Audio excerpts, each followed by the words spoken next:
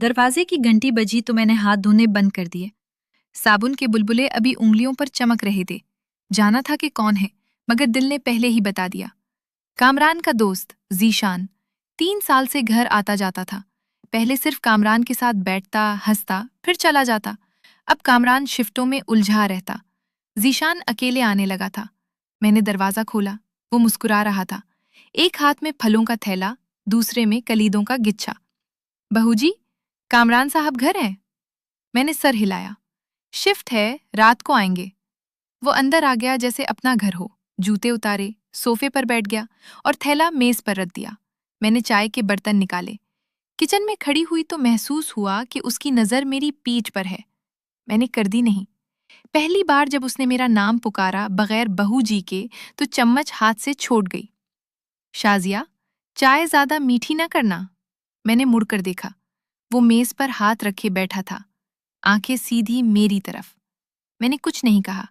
चाय कम मीठी बनाई। कप पकड़ाते वक्त मेरी उंगली उसकी उंगली से रगड़ गई। कप में चाय की सतह हल्की सी कांप उठी। उस रात कामरान लेट आया, जीशान रह गया।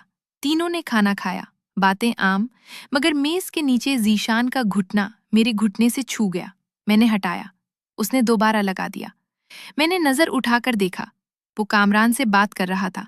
चेहरे पर आम सी तवज्जो, सिर्फ घुटना बता रहा था कि कुछ और चल रहा है। अगले दिन कामरान ने फोन पर बताया कि वो 2 दिन बाहर शहर रहेंगे। जीशान शाम को आया।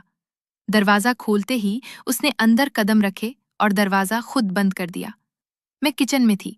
उसने पीछे आकर मेरी कमर पर हाथ रखा, बहुत हल्का। मैंने छुरी रख दी, मुड़कर देखा।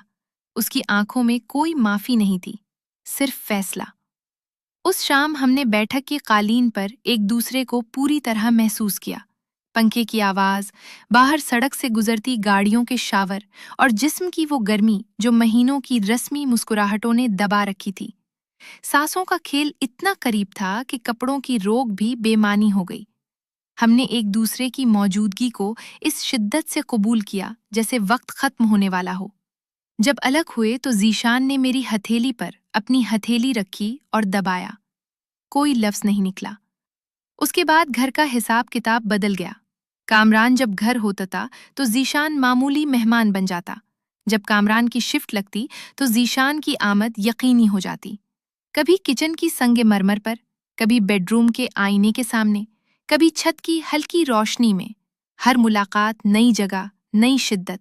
कभी उजलत से भरी, कभी इतनी सुस्त कि हर लम्स अलग से याद रह जाए। मैंने कभी नहीं नहीं कहा। जिस्म ने इजाजत दे दी थी, दिल ने बाद में हिसाब किताब करना था।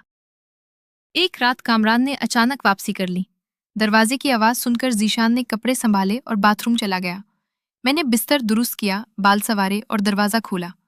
कामरान थका हुआ था। मैंने चाय बनाई, बातें की, मुस्कुराई। बाथरूम से जीशान निकला तो आम सी हैरत का इजहार किया। ओह, आ गए आप? तीनों ने रात का खाना एक साथ खाया। मेज के नीचे कोई घुटना नहीं छू रहा था।